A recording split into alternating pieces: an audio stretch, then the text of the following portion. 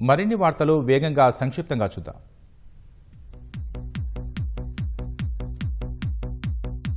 వేములవాడ రాజరాజేశ్వర స్వామి ఆలయంలో నిర్మాణంలో ఉన్న మహామండపం రాఫ్టింగ్ ఫౌండేషన్ పనులను ప్రభుత్వ విప్ ఎమ్మెల్యే ఆది శ్రీనివాస్ పరిశీలించారు. పనుల నాణ్యత, పురోగతిపై అధికారులతో చర్చించిన ఆయన నిర్దేశిత గడువులోపు పూర్తి చేయాలని ఆదేశించారు.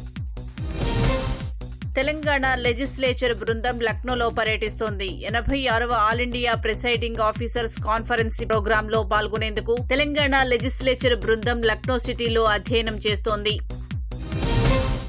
అసత్య హామీలిచ్చి కాంగ్రెస్ అధికారంలోకి వచ్చిందని సంగారెడ్డి ఎమ్మెల్యే చింతా ప్రభాకర్ ఆరోపించారు. 26 నెలలుగా పాలన చేయకుండా బీఆర్ఎస్ నేతలను విమర్శించడానికే సరిపోయిందని మండిపడ్డారు. సంగారెడ్డి జిల్లాలో అనేక మంది లీడర్లు, పరిశ్రమలు ఉన్నా క్రీడా ప్రాంగణం సరిగ్గా లేకపోవడం బాధాకరమని ఎంపీ రఘునందన్ రావు ఆవేదన వ్యక్తం చేశారు. సంగారెడ్డి అంబేద్కర్ మైదానంలో సంసాద్ ఖేల్ మహోత్సవ ముగింపు కార్యక్రమంలో పాల్గొన్న ఆయన విజేతలకు బహుమతులు అందించారు.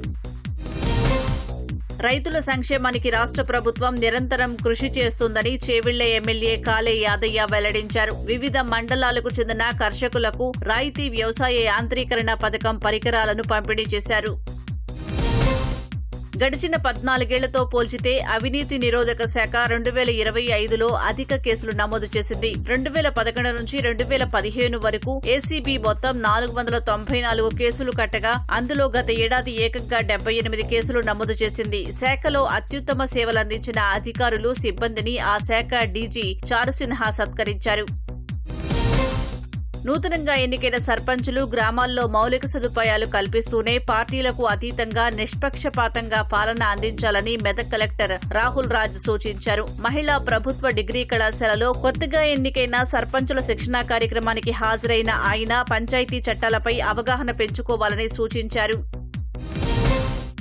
ఆదిలాబాద్ జిల్లా ఇంద్రవెల్లిలో విశ్వవిద్యాలయం ఏర్పాటు చేస్తామని గతంలో ప్రకటించిన సీఎం రేవంత్ రెడ్డి ఇప్పుడు బాసరలో ఏర్పాటు చేస్తున్నారని విద్యార్థులు మండిపడుతున్నారు. ఆదిలాబాద్ కలెక్టరేట్ ముందు ఆందోళనకు దిగిన విద్యార్థులు రేవంత్ రెడ్డి ఇచ్చిన మాట నిలుపుకోవటం సహా వెంటనే జాబ్ క్యాలెండర్ ప్రకటించి ఆదిలాబాద్లోనే వర్సిటీ ఏర్పాటు చేయాలని డిమాండ్ చేశారు.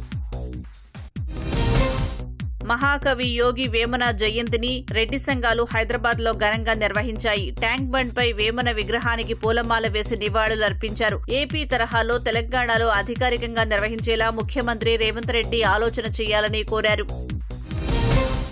కేంద్ర ప్రభుత్వం తీసుకువస్తున్న వీబీజీ రామ్జీ విధానాన్ని రద్దు చేసి పాత చట్టాన్ని కొనసాగించాలని ఆదిలాబాద్ లో సిపిఎం అనుబంధ కార్మిక సంఘాలు ఆందోళన బాటపట్టాయి. కలెక్టరేట్ వరకు నిరసన ప్రదర్శన నిర్వహించిన నేతలు కేంద్రానికి వ్యతిరేకంగా నినాదాలు చేశారు.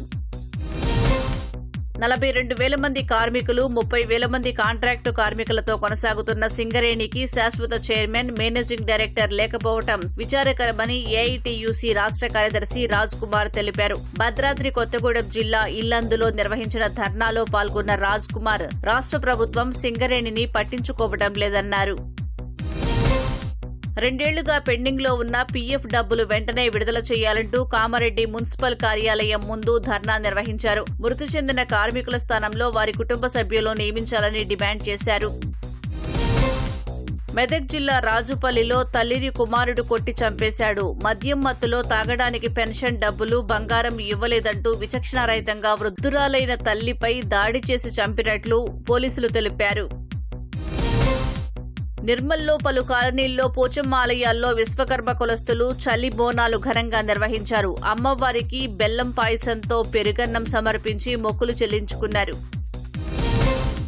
హైదరాబాద్ లో కర్ణాటక సంగీత సౌరభాలు వెదజల్లుతున్నాయి. కర్ణాటక సంగీత పితామహుడు, వాగ్గేయకారుడు శ్రీ త్యాగరాజస్వామికి అంకితంగా నిర్వహిస్తున్న 11వ హైదరాబాద్ త్యాగరాజ ఆరాధనా సంగీత ఉత్సవాలు మాదాపూర్లోని సిసిఆర్టీ ఆంపీ థియేటర్లో అత్యంత వైభవంగా ప్రారంభమయ్యాయి. హైదరాబాద్ రవీంద్ర భారతిలో జాతీయ నృత్యోత్సవాలు ఘనంగా ప్రారంభమయ్యాయి. భారతీయ శాస్త్రీయ నృత్యాలను ఒక పవిత్ర వేదికపై ప్రదర్శింపచేయాలనే లక్ష్యంతో 2 రోజుల పాటు ఉద్భవ శీర్షికన నృత్యోత్సవాలను నిర్వహిస్తున్నారు.